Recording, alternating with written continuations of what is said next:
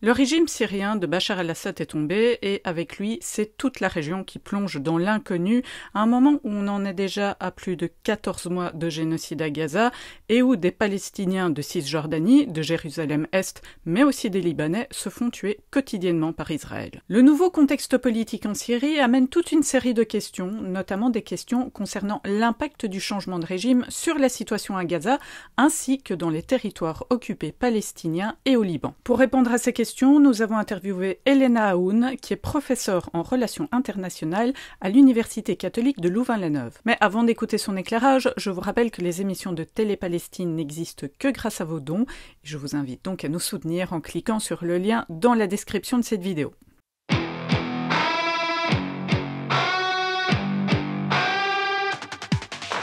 Vous avez aujourd'hui une chute de régime et on s'attend à ce qu'il y ait bien évidemment une transition. Vous n'avez pas eu une personnalité qui s'est érigée comme le leader qui remplace véritablement Assad. Et ce qui est intéressant de bien noter, c'est que hier, donc très tôt le matin, vous avez le Premier ministre syrien donc qui est a priori dans les rouages du régime qui vient de s'effondrer, qui a tendu la main aux rebelles et qui en échange, donc on saisit cette main.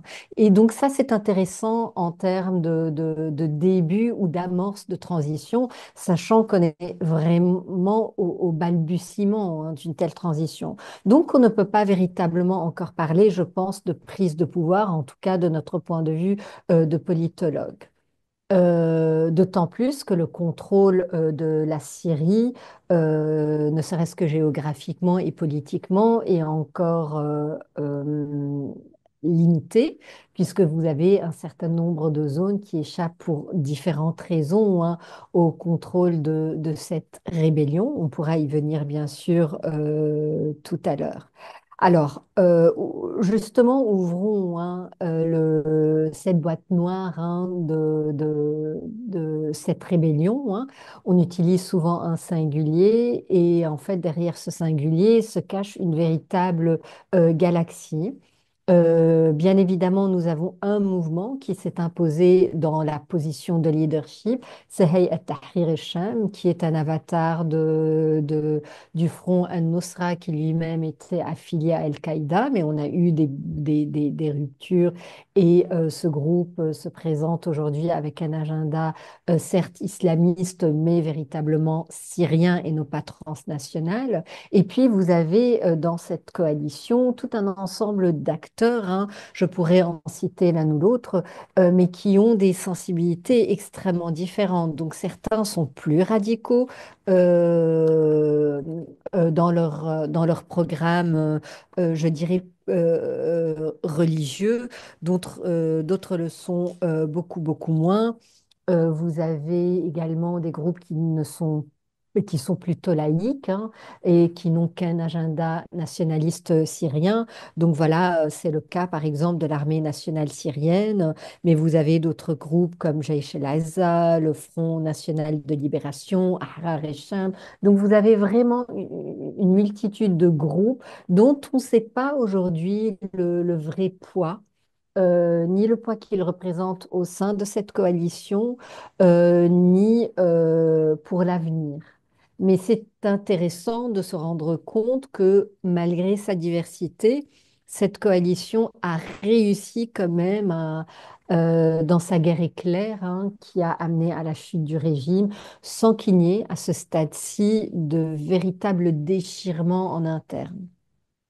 Ok, et alors cette chute du régime, elle arrive aussi dans un contexte très particulier du génocide à Gaza, où on a obtenu tout récemment un cessez-le-feu qui en plus n'est pas vraiment totalement respecté au Liban. En quoi ce contexte particulier a-t-il pu favoriser la chute du régime et quelles sont éventuellement l'implication de puissances comme les États-Unis et Israël derrière?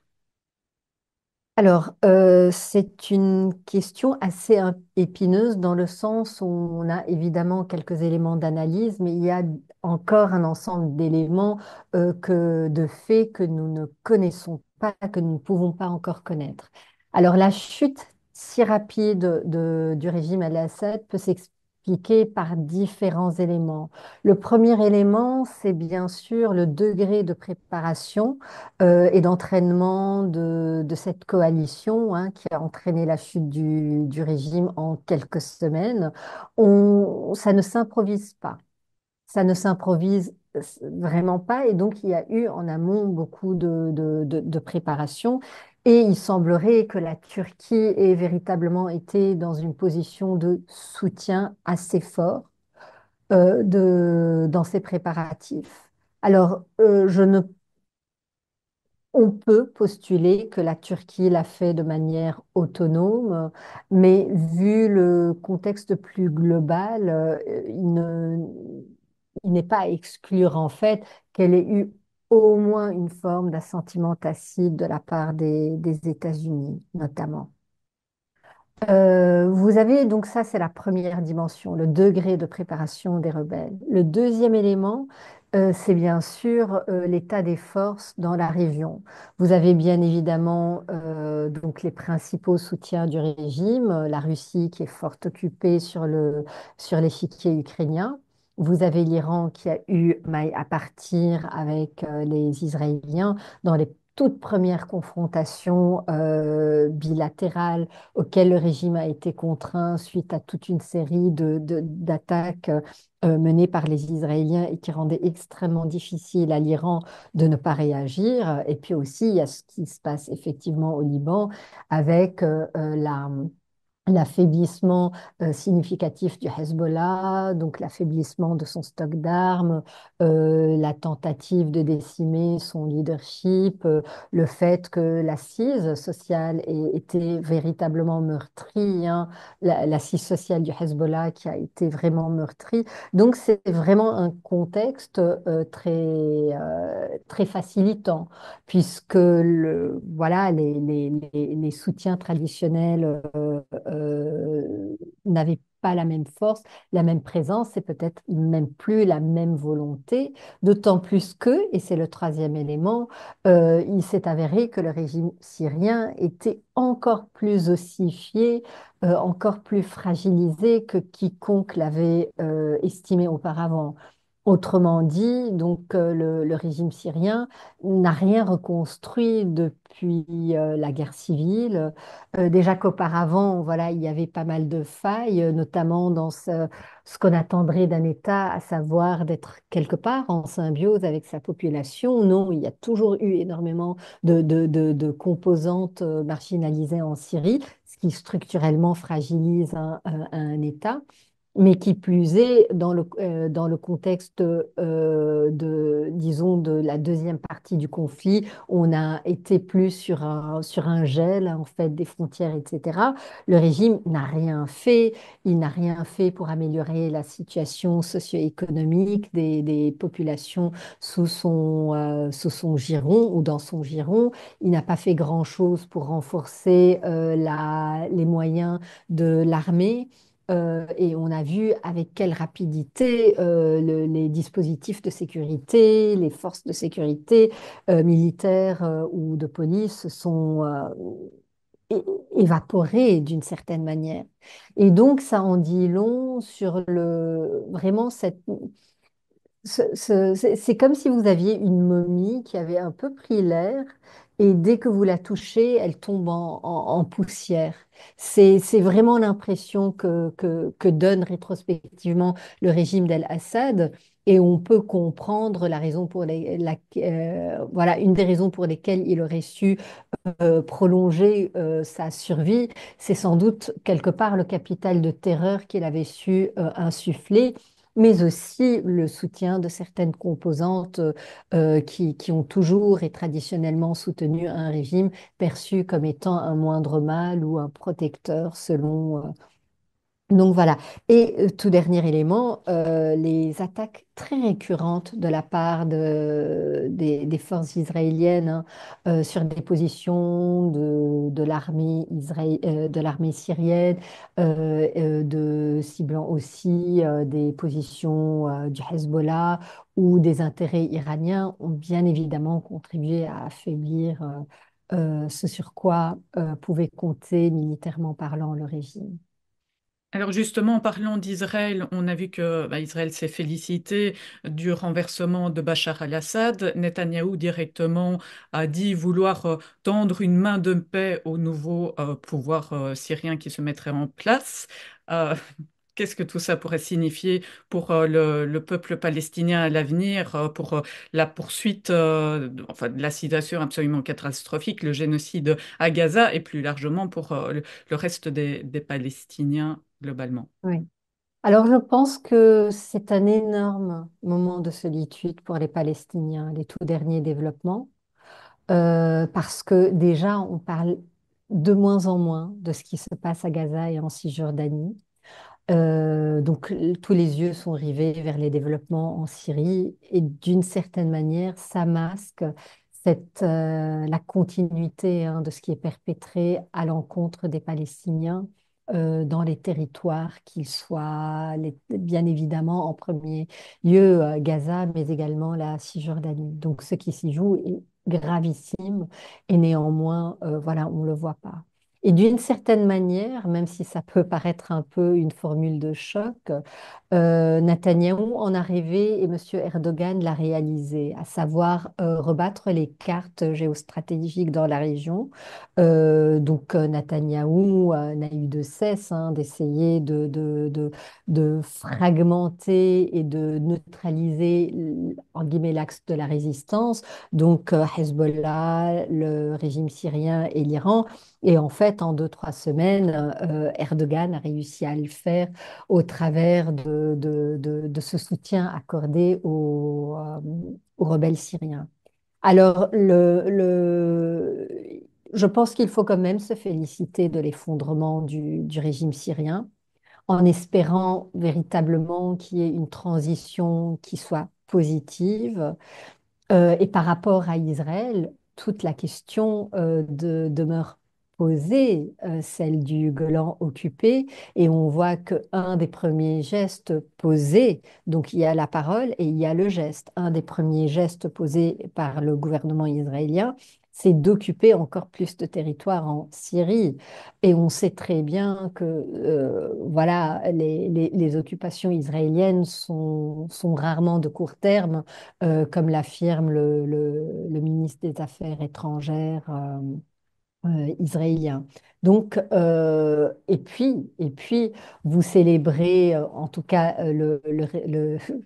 l'État israélien célèbre la chute du régime d'Assad, qui pourtant lui a été extrêmement favorable hein, sur le très long terme, hein, puisque durant toutes les dernières décennies, ça a été la frontière la plus calme, la plus stable entre Israël et l'un de ses voisins.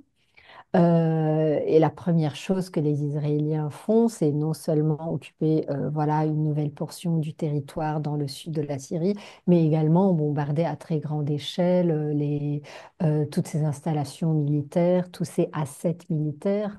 Et autrement dit, ils sont juste en train de casser les dents de la future Syrie. Ils sont en train de lui arracher les ongles. Donc, ils sont en train vraiment de débiliser, militairement parlant, la future Syrie, hein, quel que soit le régime qui se mette en place. Et en termes de première approche, je pense que ce n'est pas particulièrement productif. Et donc voilà, toute la question demeure posée par rapport aux véritables intentions israéliennes. Je pense qu'Israël ne se fera pas beaucoup d'amis dans la nouvelle Syrie. Oui. À moins que il y ait de telles manœuvres pour qu'on disqualifie ce qui est généré par les rebelles syriens eux-mêmes et qu'on installe un fantoche à la solde des États-Unis, par exemple, comme on l'a vu initialement en Irak ou en Afghanistan. Et avec le recul de ces deux situations, on sait que sur le long terme, ce n'est évidemment pas une bonne idée. Donc pour nous, d'un point de vue des sciences de la résolution des conflits, voilà, de l'instauration de la paix. C'est surtout ce qu'il ne faudrait pas faire. Donc, autant il faut accompagner les dynamiques internes, autant il ne faut pas être dans l'imposition. Et c'est vrai qu'il y a beaucoup d'inquiétudes pour l'instant de ce point de vue. Il y a aussi le fait que Bachar el-Assad, c'était le représentant aussi d'une Syrie qui avait une certaine unité, ce qui posait problème à Israël, qui a intérêt au morcellement de cette Syrie, donc aux tensions qui pourraient exister entre les différents groupes.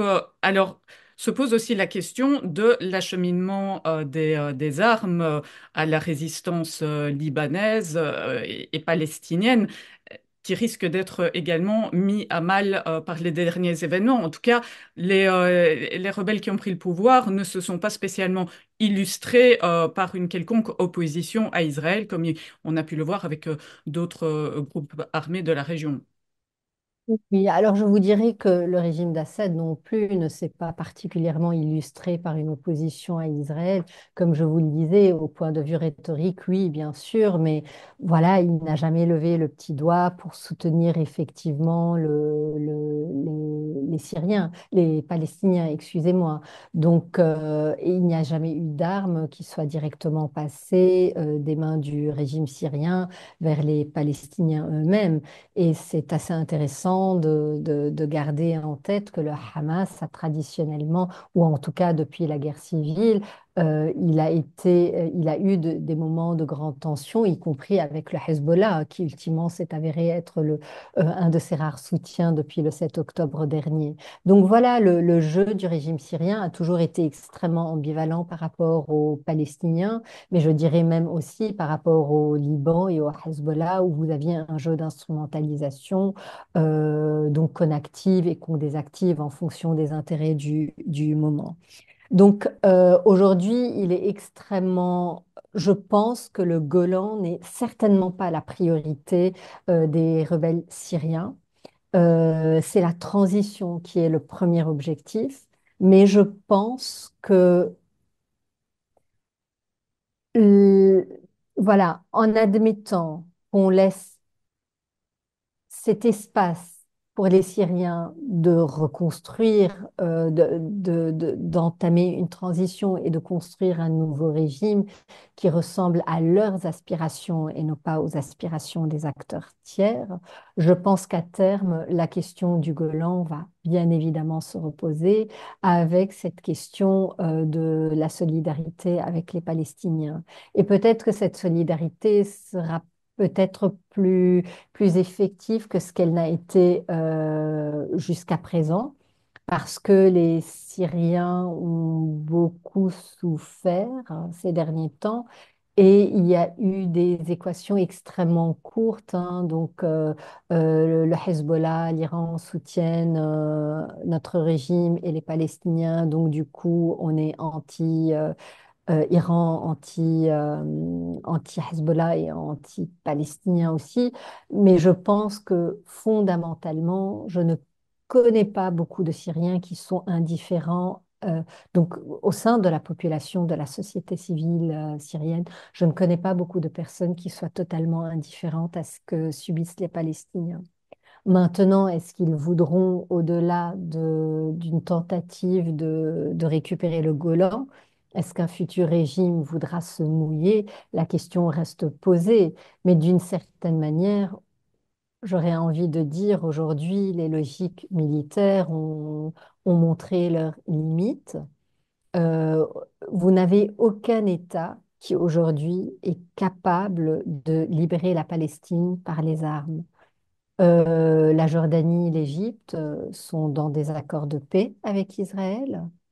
Même dans le contexte actuel, ils n'ont quasiment pas fait grand-chose, y compris quand la partie israélienne a violé les accords de paix avec les deux pays, respectivement. Vous avez le Liban qui est écartelé, voilà, qui a subi aussi des violences extrêmes aux mains des Israéliens.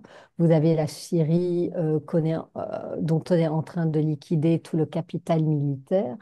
Vous avez l'Irak qui aussi est passé par la moulinette de la violence extrême et qui est aussi, il faut le dire, un pays assez dysfonctionnel, qui est, voilà, qui n'a plus une grande capacité militaire, alors que antérieurement, dans les années 80, c'était quand même un pays qui comptait.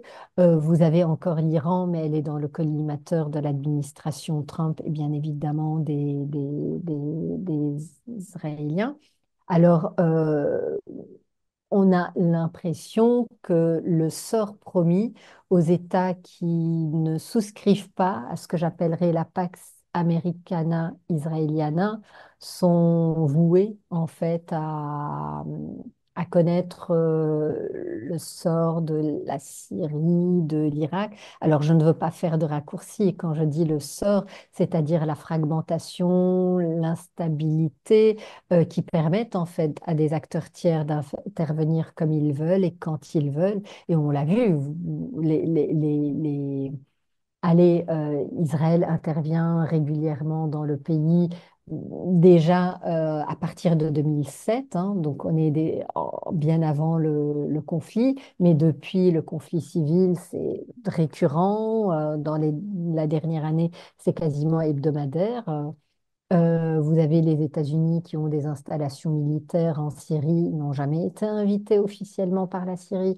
Donc voilà, c'est un jeu qui est extrêmement... en tout cas, voilà, on a l'impression que les pays qui posent un challenge à cette Pax Americana-Israeliana sont vraiment mis hors circuit. Et, et le reste du Moyen-Orient, c'est des États qui sont, il ne faut pas craindre de le dire, sont situés à l'un ou l'autre degré d'autoritarisme. Du coup, ils peuvent museler leur population et qui sont dans des alliances avec Israël et ou les États-Unis. Donc aujourd'hui, on sait très bien qu'en Jordanie, en Égypte, en Arabie Saoudite et ailleurs, on proscrit la parole pro-palestinienne. Il y a une répression violente hein, des soutiens à la Palestine. Alors oui, comme vous le soulignez, pour les autocraties de la région qui bénéficient de relations favorables avec Israël, elles sont dans une stabilité géopolitique. Il n'en va pas de même pour les autres États. Et ça m'amène à la question justement du Liban. Le Liban, donc, qui connaît un cessez-le-feu avec Israël, mais un cessez-le-feu qui, en fait, n'est pas respecté dans les faits. Est-ce que Israël ne risque pas d'aller plus loin et de prendre vraiment avantage de la situation pour repartir en guerre contre le Liban? Alors, je me permettrai de dire qu'Israël n'a boudé à aucun moment l'avantage que lui donne la situation et surtout, au-delà de la situation, la passivité internationale. Moi, je vous avoue que pour l'instant, j'ai eu beau scruter, je n'ai pas vu une seule capitale dénoncer, par exemple, l'expansion de la présence israélienne dans le sud de la Syrie. Donc, je n'ai pas entendu grand monde protester contre le caractère fondamentalement factice et inégal du cessez-le-feu. Vous avez quasi quotidiennement des civils qui meurent au Liban. Donc voilà. Alors, du point de vue peut-être des capitales occidentales, c'est un détail. Pour une grande partie de la population libanaise, c'est absolument scandaleux. Et ça montre l'étendue de la complicité de la communauté internationale, à commencer par les parrains américains et français de ce pseudo cessez-le-feu que Israël promet de faire respecter par le feu. Euh, vous n'avez qu'à- vous n'avez quasiment pas eu de véritables violations du cessez-le-feu du côté du Hezbollah. Par contre, au quotidien, vous avez une violation du cessez-le-feu côté israélien et vraiment dans des proportions de plus en plus importantes. Donc, en fait, ce qui a changé, c'est que vous n'avez juste plus ces raids aériens qui vont raser des immeubles entiers, des quartiers entiers, voire des villages entiers. Donc ça a changé. Mais par ailleurs, les opérations opérations, elles sont quasi quotidiennes et elles sont létales. Alors, on peut se voiler la face et ne pas vouloir le voir du côté des capitales arabes, des capitales occidentales européennes, mais c'est ce que vit la population sur place. Est-ce que c'est quelque chose qui joue, hélas, au détriment du Hezbollah? Je pense que cette population-là aura d'autant plus de raisons à en découdre à l'avenir. Donc, que ce soit le Hezbollah d'aujourd'hui, que ce soit l'avatar, un éventuel avatar euh, voilà, qui succédera au Hezbollah ou d'autres composantes qui sont aujourd'hui totalement marginales ou qui ne sont peut-être pas nées encore sur l'échiquier libanais, il est certain qu'il va y avoir un pushback. Il va y avoir sur le moyen long terme, vous allez avoir voilà, des formes de résistance qui vont se développer. Il ne faut évidemment pas sous-estimer la violence de ce qui a été subi par essentiellement la population chiite libanaise. Et évidemment, évidemment, au-delà de tous les discours qu'on veut bien croire, des discours israéliens qu'on veut bien croire, la population civile a été très largement ciblée. Et donc voilà, c'est... Alors, cette digression pour dire, oui, le Hezbollah est affaibli, mais dans le même temps, la communauté internationale et Israël sont en train de lui donner toutes les raisons de se battre pour sa propre survie et pour qu'il y ait de nouveaux épisodes de violence à l'avenir. Alors, il y a un autre élément qu'il faut pointer. Donc, encore une fois, non seulement je pense qu'on a enterré le Hezbollah un peu trop tôt, mais il ne faut pas oublier qu'au Liban, vous n'avez pas le Hezbollah d'un côté, puis les gentils de l'autre côté. De l'autre côté, vous avez un paysage politique qui est morcelé et où vous avez encore d'anciens chefs de guerre qui sont là, indéboulonnables, et contre lesquels la population libanaise s'est révoltée en 2019. Donc ces gens-là ne représentent pas grand-chose, ils n'ont pas énormément de légitimité en dehors de leur capacité à instrumentaliser une crise déjà économique, financière qu'ils ont causée à partir de 2019 et qu'ils ont instrumentalisé pour jouer du clientélisme et quelque part redominer de larges pans de la société libanaise qui n'a vraiment plus d'autre recours que d'aller quémander près du zaïm local de tel ou tel parti ou de telle ou telle confession religieuse leur subsistance. Donc, voilà, c'est une réalité qu'il faut prendre en compte, qu'il faut absolument pointer et redire peut-être le fait que le Hezbollah a été, et c'est triste à dire, hein, souvent plus vertueux que ses autres acteurs. Alors on le conteste pour l'usage de ces armes, mais le Hezbollah a été un État-providence très largement pour la communauté chiite qui était traditionnellement abandonnée par l'État libanais, qui par ailleurs ne s'acquitte pas de ses responsabilités face à l'immense majorité de sa population, hein. Donc, et aujourd'hui, la neutralisation du Hezbollah risque d'induire une instabilité. C'est un paramètre qui pourrait faire défaut dans une équation qui, par ailleurs, était extrêmement bancale et qui peut conduire à une déstabilisation du Liban sur le court, moyen terme, surtout si, encore une fois, vous avez des tiers qui s'en mêlent, si voilà, vous allez avoir un Liban qui est, sinon sous occupation directe, du moins donc je parle hein, d'une occupation qui se pérenniserait dans le sud du Liban, mais une forme d'occupation par les airs, à savoir Israël pourrait continuer pendant des années à tirer via ses drones, via son aviation, quand il veut, où il veut, contre qui il veut, etc. Donc c'est quelque chose qui va certainement creuser des lignes de fragmentation au sein de l'échiquier politique libanais qui déjà est fragmenté. Donc voilà, il faut se prémunir d'analyses simplistes et très binaires. Et c'est vrai que voilà, autant ce qui se passe en Syrie est quelque chose de positif, autant le cessez-le-feu est positif, mais par ailleurs, on ne voit pas les autres développements qu'on voudrait voir, à commencer par une tentative sérieuse de résolution de ce qui se passe à Gaza.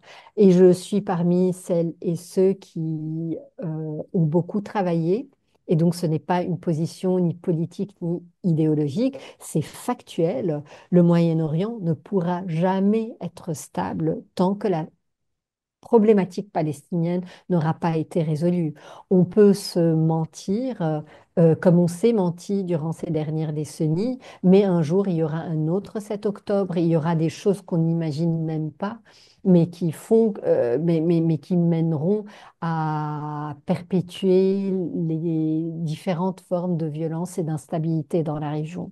Et là-dessus, hein, je sais que je suis longue, mais j'aimerais vraiment insister sur le rôle et la culpabilité massive de la communauté internationale. Alors, je parlerai plus de formes de complicité pour les États de la région, leur silence alors qu'ils auraient pu utiliser un certain nombre de leviers au-delà de leurs paroles, mais c'est les États qui comptent, c'est ceux qui sont au sein du Conseil de sécurité, c'est ceux qui ont de véritables leviers de par l'étroitesse de leur relation à Israël qui sont véritablement ici en défaut. Et on voit toutes les contorsions qu'ils sont capables de faire par rapport notamment au droit international humanitaire, à la justice pénale internationale. Et c'est quelque chose euh, qui est aussi la promesse de rupture future significativement. Aujourd'hui, vous n'avez plus grand monde qui, en tout cas, l'establishment politique, dans les différents pays, voilà, est bien obligé d'entrer dans des alliances ou d'instrumentaliser les relations avec les tiers. Mais au niveau des populations, vous n'avez pas grand monde qui ait énormément de respect pour la France, la Grande-Bretagne ou les États-Unis, ou encore moins l'Allemagne qui a été jusqu'à sabrer donc suspendre des financements pour des associations de la société civile qui étaient soutenues traditionnellement. Donc voilà, il y a tout un discours aujourd'hui. Vous avez une rage immense. Et ce terme-là, cette rage, c'est quelque chose que j'ai beaucoup entendu dans mes échanges avec des acteurs qui sont sur le terrain. Il y a un autre terme que je dirais en arabe, qui n'a pas d'équivalent en langue française, mais qui veut dire c'est un mélange de frustration, d'humiliation et tout ce qu'elle génère comme rage, voilà, qui est très, très, très présent au sein voilà, je me permettrai de le dire, hein, je sais que c'est un raccourci, mais de la rue arabe. Donc, que ce soit en Palestine, que ce soit en Égypte, que ce soit en Jordanie, que ce soit au Liban, et très probablement les Syriens, quand ils ressortiront un tout petit peu de leurs propres problèmes. Si vous avez aimé cette interview, n'hésitez pas à la partager sur vos réseaux sociaux, abonnez-vous à cette chaîne et soutenez-nous en cliquant sur le lien dans la description de cette vidéo.